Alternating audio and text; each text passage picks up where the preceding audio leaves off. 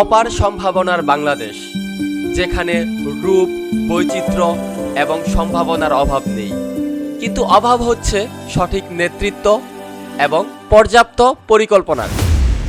এই সঠিক নেতৃত্ব আর পর্যাপ্ত পরিকল্পনা যদি আমাদের বাংলাদেশে এক্সিকিউট করা যায়, তাহলে বাংলাদেশের পর্যটন শিল্প হয়ে উঠবে বৈদেশিক মুদ্রা অর্জনের অন্যতম একটি হাতিয়ার। বাংলাদেশের আনাচে কানাচে এরকম বহু সুন্দর এবং জনপ্রিয় পর্যটন স্পট রয়েছে, যা যদি ঠিকমতো সারা বিশ্বের মানুষের সামনে তুলে ধরা যায়, তাহলে পর্যটন শিল্প দিয়ে প্রতি বছর বাংলাদেশের মানুষ বহু বৈদেশিক মুদ্রা অর্জন করবে এবং দেশ বহু অংশে এগিয়ে যাবে। তাই সরকারের নীতি নির্ধারকদের উচিত ঠিকমতো বাংলাদেশের পর্যটন শিল্পকে বহির্বিশ্বের কাছে পরিচিত করে তোলা। তাহলে বেকার যুবকরা আর বেকার না থেকে এই ধরনের পর্যটন শিল্পের সাথে সম্পৃক্ত হয়ে তাদের বেকারত্ব ঘোচাতে পারবে এবং দেশকে সামনে এগিয়ে নিয়ে যেতে অগ্রণী ভূমিকা পালন করতে পারবে।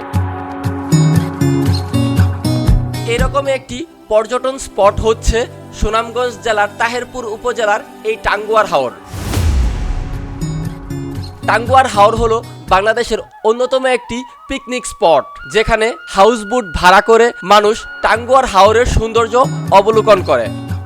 এই স্পটগুলির মধ্যে রয়েছে ওয়াচ টাওয়ার, রয়েছে নীলাদ্রি লেক, রয়েছে রাজাদি ঝর্ণা, রয়েছে শিমুল বাগান। তাছাড়া অন্যতম একটি সৌন্দর্যতম স্পট হচ্ছে জিরো পয়েন্ট এলাকা। রয়েছে জাদুকাটা নদীর কোমল স্নিগ্ধ পানিতে গোসল করার সুযোগ। এত এত সৌন্দর্য এবং এত এত মনোমুগ্ধতার ভিড়ে কখন যে এই সময়টা পার হয়ে যাবে তা আপনারা টেরই পাবেন না।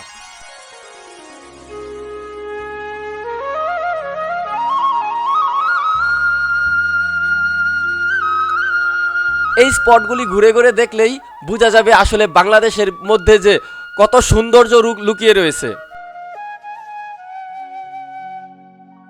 কমেন্টে মেনশন করো তোমার সেই সকল প্রাণের মানুষদের যাদেরকে নিয়ে তোমরা বাংলাদেশের সুইজারল্যান্ড খ্যাত টাঙ্গুয়ার হাওরে ট্রিপ দিতে চাও। আমরা পালাবো না, টাঙ্গুয়ার হাওরে চলে আসছি। টাঙ্গুয়ার হাওরের এই জিরো পয়েন্ট এলাকাটিকে অনেকে বাংলাদেশের সুইজারল্যান্ড বলে আখ্যা দিয়ে থাকে। আসলে নিজ চোখে না দেখলে এই জায়গার সৌন্দর্যটা কখনো ক্যামেরায় বোঝা যাবে না।